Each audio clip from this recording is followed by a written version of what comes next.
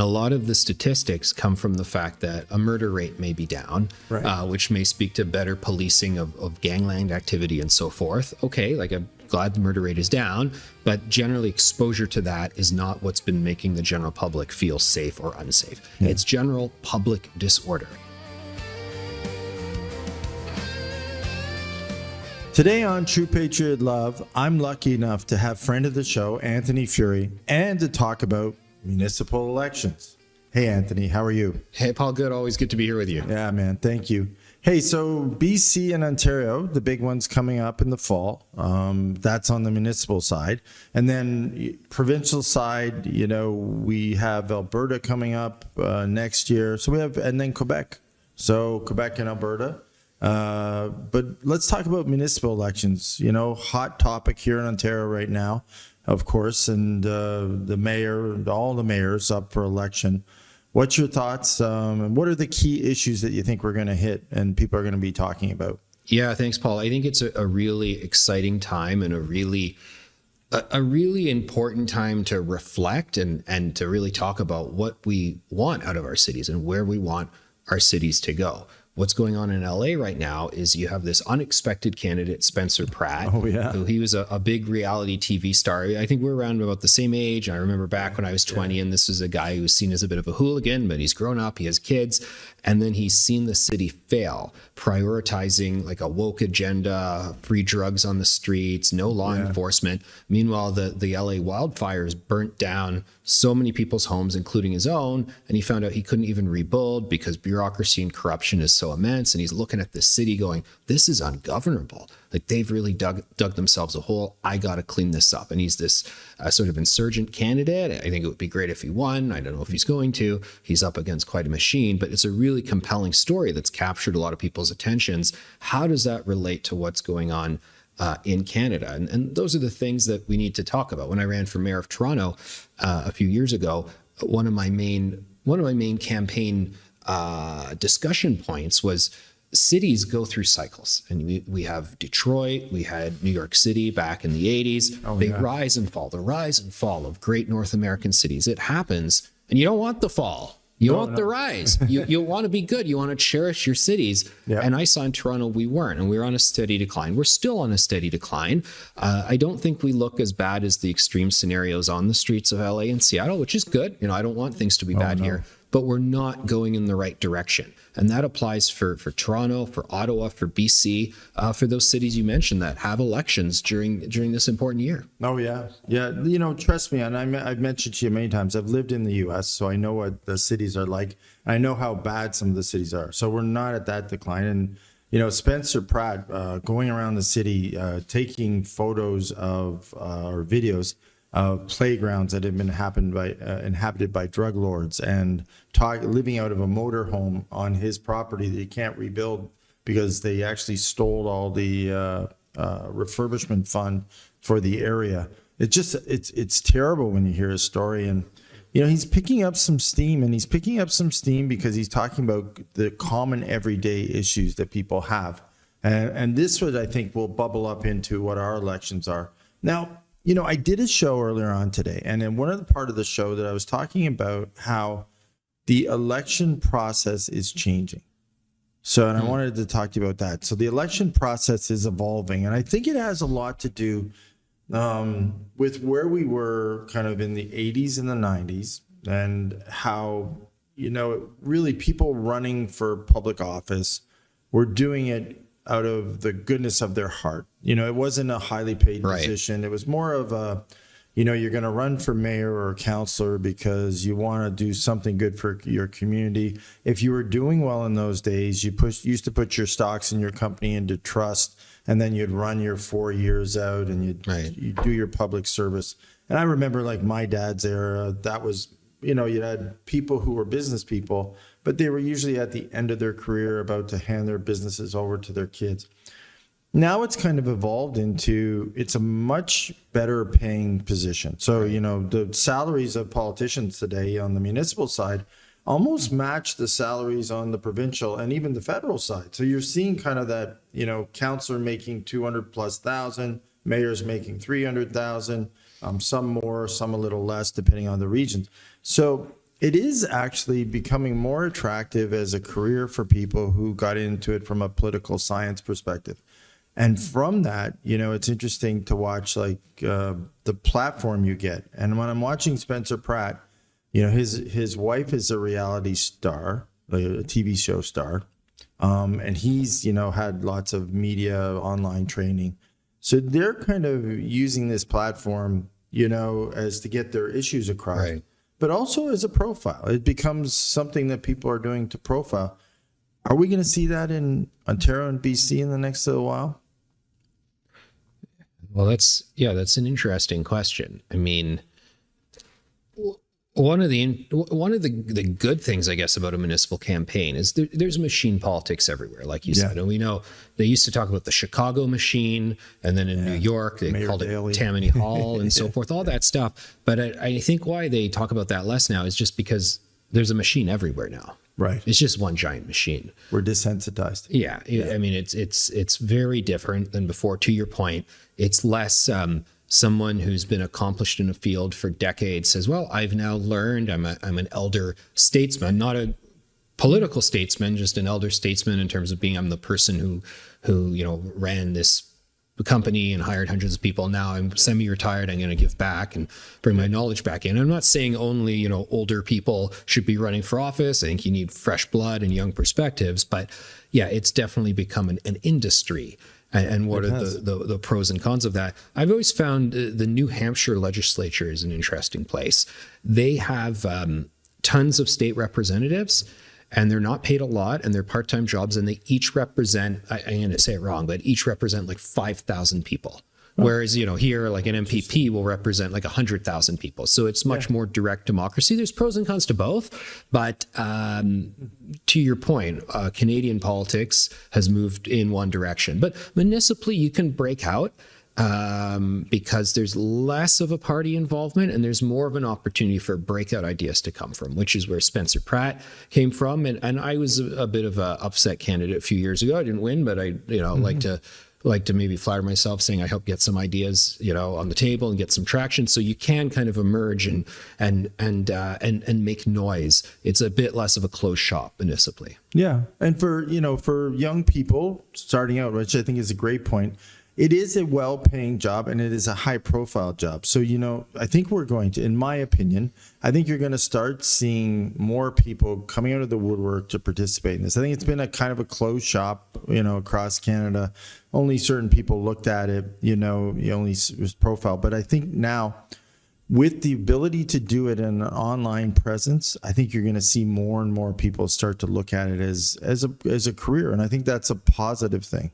So let's hope, and I hope you consider running again. I've always said that to you, but, the key issues, let's talk about that for a minute. So the big issue on, I think, everyone's mind from a municipal perspective, homeowners and such, are number one, affordability. Yeah. Right. So if I'm running for a mayor, whether it be BC, anywhere in Ontario, I'd be really trying to address the issue of affordability for my citizens. And the big thing that came up this year in the budget process, which we talked about on previous shows, is everyone kind of dumbed down property tax. Right? So interesting idea, a risky idea, because they went into their reserve fund. So a lot of the existing mayors going into this election said, I'm only going to have a minimum property tax increase because it's election year. Yeah. But they dipped into their reserve funds in their government. For those of you who don't know a lot about municipal politics, the municipal governments they keep a reserve fund. They get money from the feds. They get money from the province. They have their own tax base that comes from property tax and fees and such. But then they also have a big reserve fund they keep for rainy days. Now they're dipping into those. Affordability. You now have to run on an election framework where you're going to say to citizens, I'm going to keep your taxes the same. I'm going to reduce your fees. What do you run on affordability from a municipal perspective that will get you reelected or get you even consideration from the voter base? Yeah, and that's the big challenge there, because we create all these new government programs and departments, and every decade there's more of them. They all require money to be funded. Yeah. Some of them are core services. We need the core services. Some of them are these bells and whistles that if you would have asked our parents or grandparents, should the government be doing this? They'd be like, what? Like, absolutely not. The government should not be doing that. Yeah. For instance, the free drugs is just, it just boggles the mind that we're giving out taxpayer funded crack pipes. That's a low hanging fruit. That's an easy one. That's only a few $1 million. I can't believe we spend a few $1 million on that, but that's one of the easy ones. But there are many other examples of that. I think one of the big ones is value for money, and talking about that. And when you talk about value for money, and when you talk about doing audits of departments and audits of programs, oh boy, the establishment does not like that. Speaking from experience, they come for you, and you go, wait, well, hold on a second. Isn't this the most basic thing? Like a guy says, I just want to clean up the books. I want to see where the money's going to. And then they vilify you. They say all these names about you. They say, we must stop this guy at all costs. You go, what do you mean? I'm just talking about bringing an auditor in here. What's the big problem? I think a lot of the wins are there, because when you see budgets are growing greater than the rate of inflation and greater than the population base, you go, what's going on? Something isn't right here. The metric is not right in all of this. And you can see that at all levels of government. You can definitely see it municipally, and at the City of Toronto, where I'm quite familiar with the budget process. Absolutely. There are entire black holes of budgets where you get a massive chunk of a line item and you go, I don't really understand where that goes. So one big example is social services. And it's pretty savvy how you do this, because social services means predominantly, helping people with some sort of deficit that they have in their life, like food or childcare or whatnot. And who doesn't want to help people out in their time of need? So obviously we broadly supportive of that, but then you call for an audit of that, and they're trying to take away money from the services to help needy families. No, I'm not. I'm actually trying to strengthen the program to make sure the families get the support they need, and we're getting value, and make sure the money's actually going to the people who need it, and where else are things going, and general managerial efficiencies. How many people does it actually take to deliver this or that program? And it's there's, as Spencer Pratt talks about, there's definitely corruption, a lot of consultancy stuff, contractor stuff, where you go, where's this money going to? But it's also just the inertia of the state. Like I read a lot of business books, business podcasts, like people who have run like General Electric and those companies. It's hard. Oh, yeah. And these are for-profit entities that are cracking the whip. They have a problem managing cost control. So it's going to be way harder at the public sector level even than that. Oh, yeah. It's interesting when you talk the social programs. We were getting ready for a show a couple of days ago. This is a really wild story, and I won't go too far into it. We're getting ready for this show, and we were it was on immigration, and we were trying to figure out between EI and social programs what the number of people were on both. And it's interesting, not published anywhere. No. And they probably don't fully know. No. I don't think those lists are cross-referenced. No, they're not cross-referenced. Yeah. And when we actually, I even put my AI guys here in the back studio and the research team, I put them on it at the end. I said, you guys got to scour this for me, because I'm not finding it anywhere. They came back to me and they said, it doesn't exist. Yeah. So there is no accountability with respect. So, and when someone says they want it, when Mark Carney or whoever says, guys, we should maybe get to the bottom of this, oh boy, barriers are going to come up. Yeah. Big time. Right. So it is a really good scene. So now I'm sitting there and I'm trying to figure out programs that I can get affordability for my citizens in my city and my area. I'm going to look at property tax. Now, this is a big conundrum. So now they got to figure out, okay, what's my property tax scenario? So if I'm a citizen voting, the first question I'd ask is, okay, what are you going to do about property tax and programs and, program fees? What do they do now? Because quite frankly, and this is where I was saying, and you and I know, because Anthony, by the way, he's a great writer. That's where I actually picked up on Anthony years ago, writing different articles through COVID, and it was amazing stuff. So I really enjoyed his writing, and that's when I got an opportunity to meet him. It was through his writing skills and through his craft. we wrote an article on recently in a local paper, and I did it, and it was on making sure that your municipal budgets were austerity budgets. They didn't do that, right? So they came back, and a lot of these existing mayors came out, and they actually put pretty nice budgets out. And I said to them, I said, you need to make sure that you don't set up for an election and you don't set up this small property tax increase and then something goes wrong. Lo and behold, Anthony, I'm not going to say I predicted it because I didn't predict it, but I know I've been on the earth long enough to realize you got to be careful. Iran. The Iran war happened, oil prices shot up, and now they're sitting here with all these increased costs. Right. They're trying to tell their citizens they're going to help them with affordability. They are going to come up on October. They're going to have the election. It doesn't look like this is a short war. No. So for those, it doesn't. So now we're going to go through the election globally. This is going to impact us. They're going to have to come to the table in the fall and talk to us about what they're going to do with fees and taxes. And what do they do now? So now they're going to be forced into. So if I'm citizens now and I'm about to vote for a mayor anywhere in BC and Ontario, I have to ask them, okay, what's your strategic plan to build on this, and what do you do? And what, just from the most basic approach, the fuel service costs for fleet services through municipality, there you go. It's gone up by 40%? Yeah. 1 quarter, 2 quarters, like we're at 3 months now. We'll probably be at 6 months. Yeah. There you go. There's already millions on the books just from something like that. And that's the most direct fuel angle. The rest is obviously it works through the system in other ways. And they've already dug into their reserve funds. So now they've taken, to get through this election, they've gone and dumped into their reserve funds. You really, on the federal, you look at the federal budgets and even the provincial budgets right now, they're in deficits, right? So there's not a lot of money flowing back. There could be a little transfer money coming down.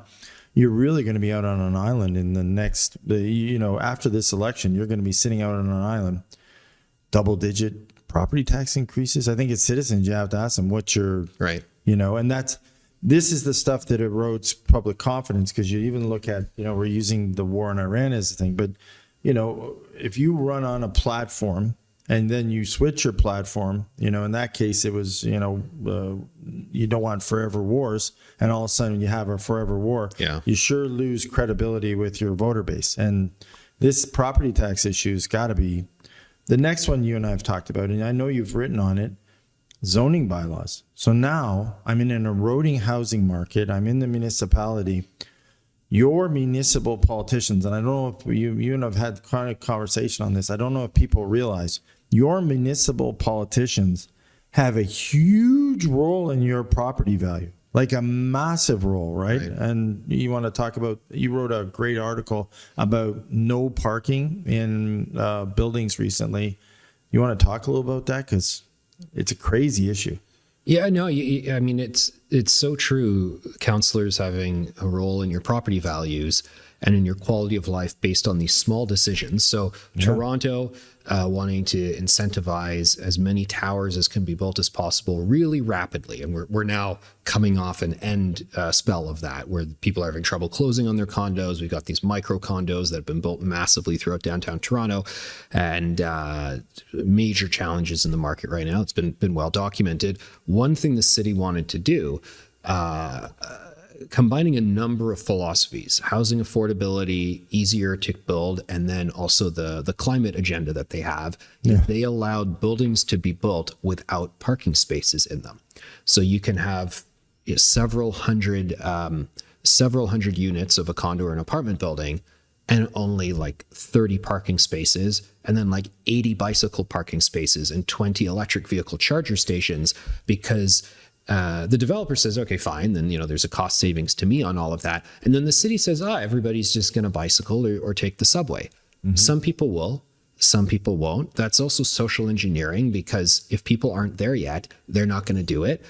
When I lived downtown in a condo, and it was me and my wife, and we were just having a family then. We did have one son with us.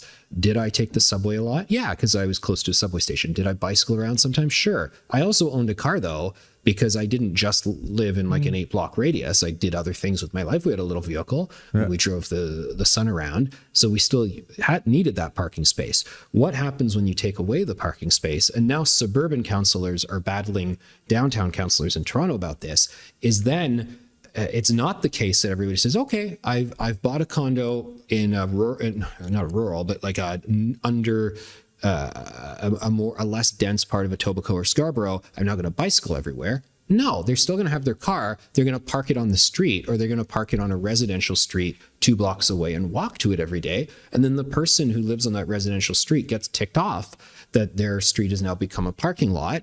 And we can think whatever we want about which planning is right or wrong, but people are going to get frustrated, and we increasingly get in loggerheads with each other. We've got two honest perspectives. A guy who says, I live in this condo, I just need to park my car. Another person saying, what are you doing treating my quiet street like a parking lot? Two very valid views that are butting up against each other because of a councillor decision. That makes the community less livable, decreasing your property values and decreasing the livability of the city. Now, the interesting thing, and this is, we actually talked about it quite a bit and wrote about it. We were making this decision to actually do zoning on buildings. So, for example, in Scarborough, there's 17 projects ready to go, zoned with no parking in them, that are available, I think, to be built along Eglinton Avenue in Scarborough. Wow. Now, the interesting part is when we can't get the cross train, the Eglinton cross train going, we can't even figure out signaling on it. We've made the decision to build non-parking space condos before we can't even get a 10-year-old project to get going, to get it across. That's crazy. That is so mismanaged and so out of line, the timing on that project, and we keep doing it. Now, for those of you, and I was lucky, no, not lucky enough. I had this happen to me earlier in life when I went to Annapolis, Maryland, and I got a place in Annapolis, Maryland, and I thought it was the most amazing place I'd ever gotten. It was on a marina. It was beautiful. It was an old storefront, renovated it, put a spiral staircase through it. I get this place, this home. I started living in it. I'm happy as heck. I'm going to work. I had a project in Baltimore. So I'm driving into Baltimore. I'm working every day. I'm working late hours. I'd come back. I couldn't get parked. It had street parking only. By the time I would get home at night, I'd have to park 6 blocks away from the home and walk to my home. So I'd have to drive from Baltimore to Annapolis. I'd have to park 5 to 6 blocks away from my home. Had to go to the bathroom every time. Walk quickly to get to my house. Right? Or stop and grab a coffee somewhere to use the restroom, and then make it to my house. And that's how I got to my house. If your city planning is faulty, it's crazy what happens to your neighborhoods. So people don't get that. Like, people truly don't understand how some of these cities got just congested and demolished by bad city planning. Next thing I wanted to talk to you about, safety. So if I'm a mayor and I'm running, or a council right now, how do I convince my citizens? And I noticed there's been a lot of police chiefs standing up lately doing this. It's getting better. Well, I can tell you, Anthony, I don't feel it's getting better. I've said this on shows. I've looked at, last night I'm sitting there and I'm looking at, stabbings, and I'm looking at people on the loose. We do a crime show on Friday with all these wacky crimes that are happening. How do you convince me that I'm living in a safer city right now? Yeah, and a lot of the statistics come from the fact that a murder rate may be down, which may speak to better policing of gangland activity and so forth. Okay, like, I'm glad the murder rate is down, but generally exposure to that is not what's been making the general public feel safe or unsafe. It's general public disorder.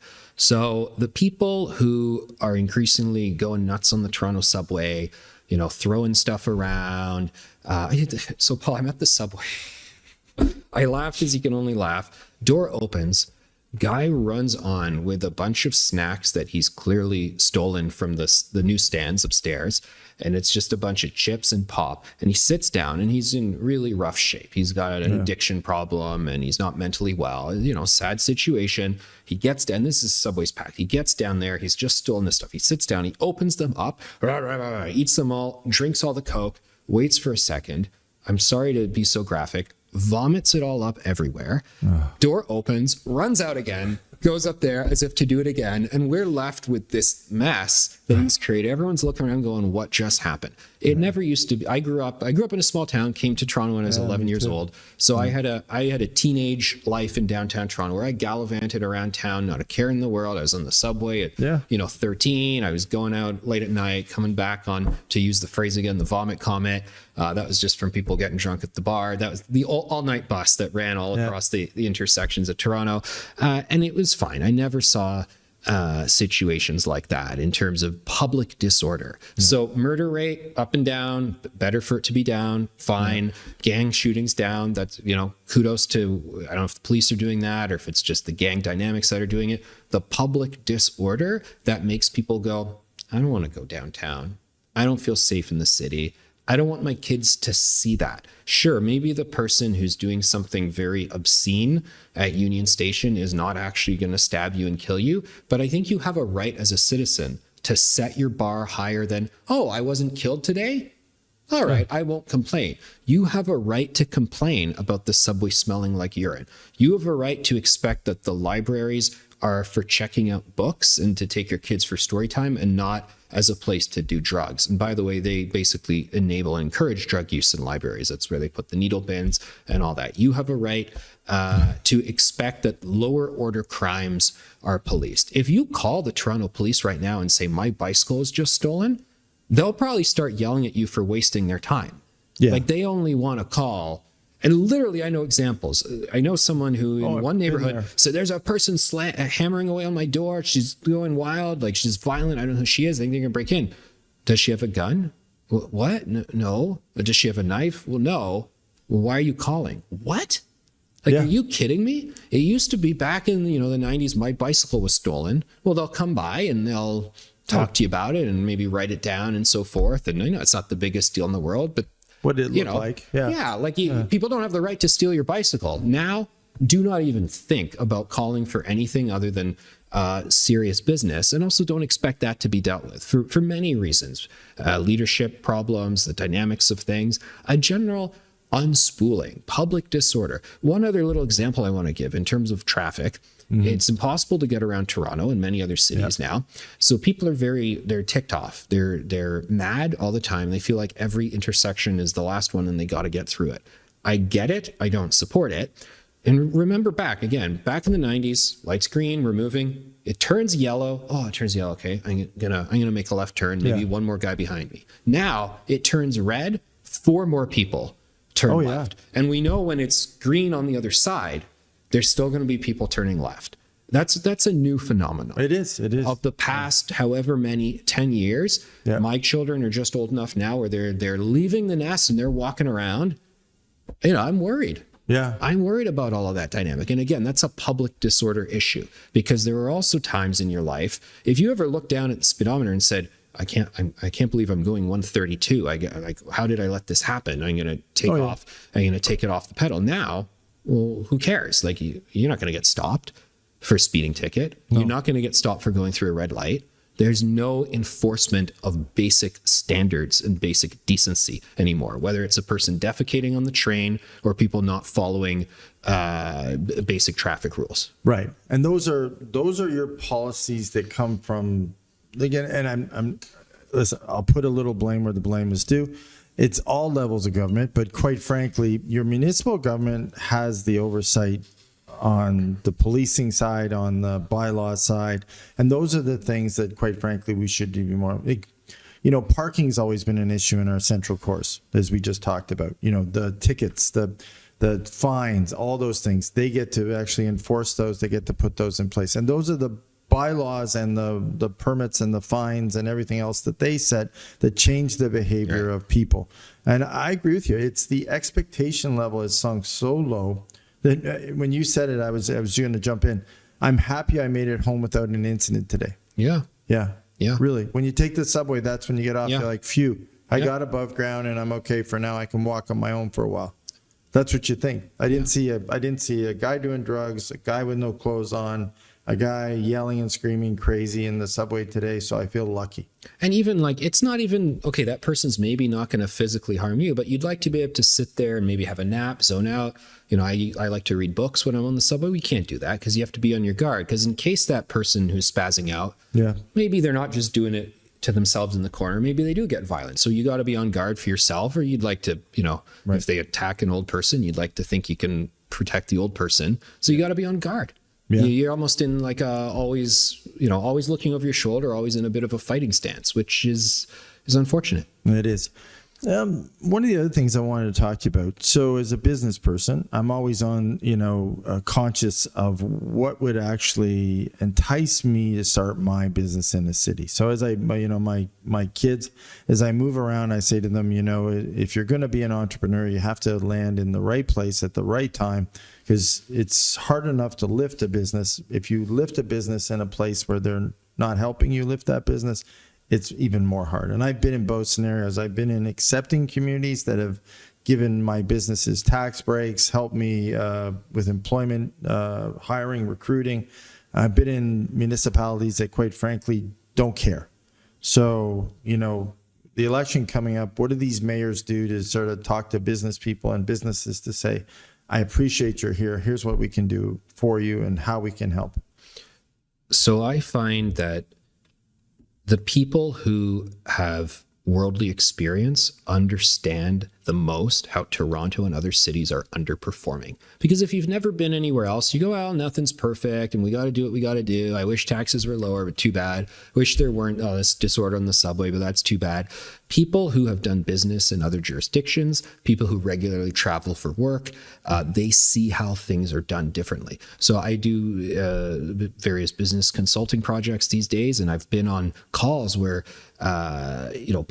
businesses say, oh, this American state just called us. They know we hire 500 people at our factory. They want us to relocate. And they told us 0% state taxes. And we say, come on, what do you mean zero? You mean an abatement? Or they go, no, zero. Like this stuff, people don't realize that there are American states, 0% taxes.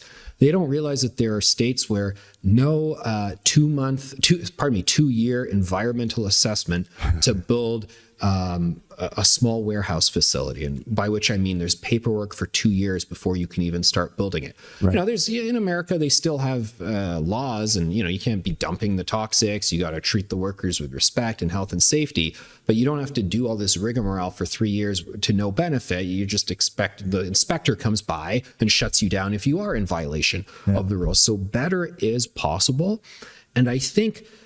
We get the governments we deserve, as the saying goes, and we're talking about how we have public disorder. In part, I think the electorate allows it to happen. They apologize for it, or at least they were. And then to your point about how do we get mayors to say we need pro-business and pro-investment policies, well, if they're not feeling it in the broader climate, they're not going to do it as well. Mm-hmm. I think we need massive tax relief. Energy rates need to go down. Tax rates need to go down. But a lot of people would be outraged about that, which is bizarre, but they would. So the people, would they even support the politician who introduces that? And we tell them the trade-off is these factories are going to leave. Right. Too many people for too long have been okay with that, though. And that's part of the challenge here. And I know politicians I speak with who would like to push the envelope more. They feel like, where is the public support for that? It's too bad. I mean, people need to get into the game more. And I think that's why you see such a split these days politically between young people and people who retired, the boomers, as we call them. I think older people perhaps don't really get how bad it's gotten in many respects because they started the company in the 80s. Right. They don't realize just how hard it is now. They think young people are being lazy, and a lot of young people are lazy and entitled and don't want to work, but a lot of them are trying to work hard and are told, no, it's going to take you 3 years just to open the factory. And then this American state says, well, just come here and we'll give you money to open it here. Oh, okay, done. Yeah, and then they're gone. And that is the sad part, Anthony. When you look at it, you look at a changing environment, as we spoke about. And, this election is going to be an interesting time in the timing for it. So, in Ontario and BC, we're just going to have gone through FIFA.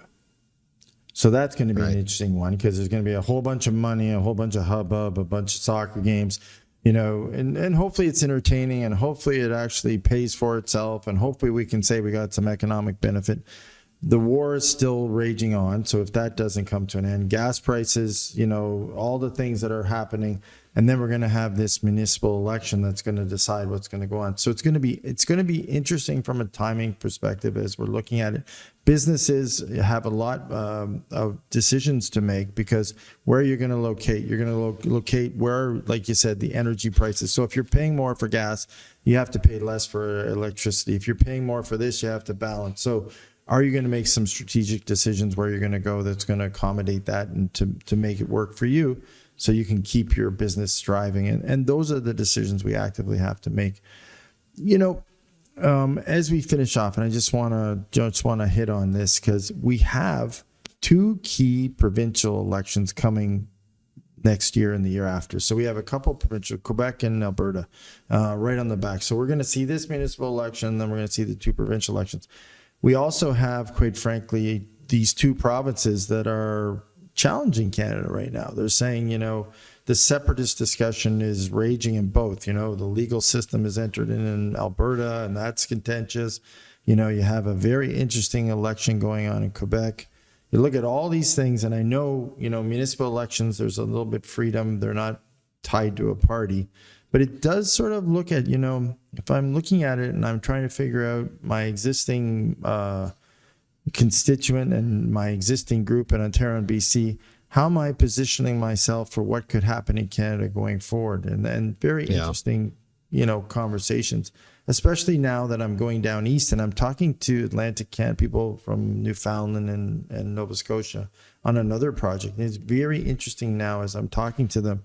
They're looking at like a potential opportunity to be happening there based on resources and mining and everything else. I think Ontario and BC need to think the same way. No, I think it's well said. And one thing that's very interesting that ties a lot of this together, and when we talk about the decline and fall of great cities, people who can leave. Mm-hmm. And a lot of times it is the innovators and the job creators and the wealthy people who leave. They have the more social mobility. We're hearing so many stories about it already. People left Detroit, like massive exodus. Yeah. People are leaving New York City for Florida. We hear a lot of people go to Texas. People are leaving Toronto. Job creators are leaving Toronto. And people can say, well, fine, if they don't want to pay the tax, screw them, kick them out of here. Well, wait a second. They're the ones paying the tax. Yeah. You can't share the wealth if you don't first build and grow the wealth. So what are you going to do? How are you going to pay for this? And that's how the vicious cycle comes in. And then to your point about the provinces, the reticence with Alberta, Alberta's saying we've been paying the freight with our oil and gas. Yep, if we do get more of it turned on in the coming years, turn the pipelines on more, that may... it's the double-edged sword. They want the pipeline to kind of stay in the family, but if they get the pipeline and they get no respect, they may leave with the pipeline because suddenly their asset valuation has gone up considerably. So you've got those wealthy folks who may leave. Quebec, we know what happened in Montreal. Montreal was the financial capital of Canada in the 70s, and then they did not do enough to cherish that situation. They fled and they drove down the road to Toronto. Yeah. Capital flight is a thing. People can leave.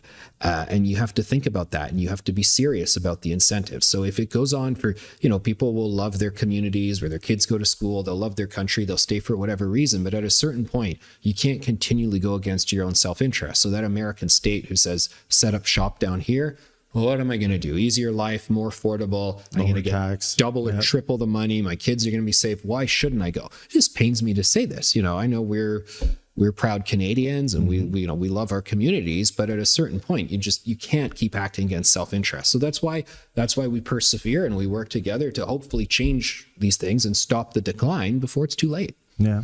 Vote. So I want to talk just the last thing. So, the by-election, I did a show on it and I was totally down about the voting turnout.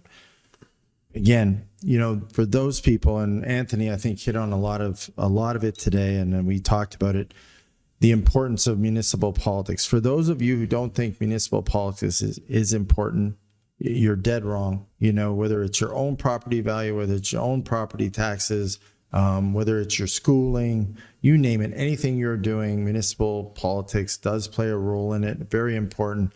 Vote. Our voting turnout has been brutal, especially in municipal elections, to the point where we have like mayors in major cities, like with 1 million people, win with less than 80,000 votes. Yeah. So any advice on, voting at this point? Anything you've seen that you want to share with the listeners today?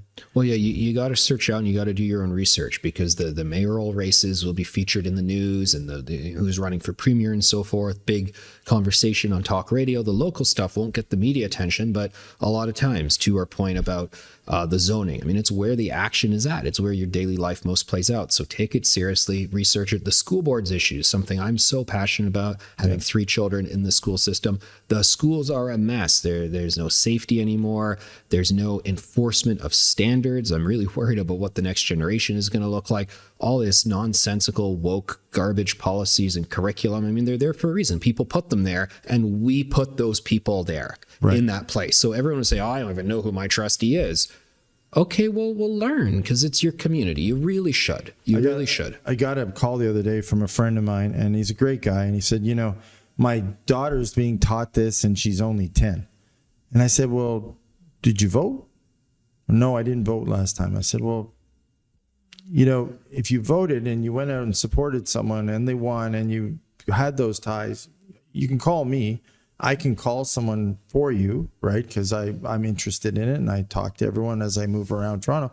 But I said, I can probably find someone to help you vent.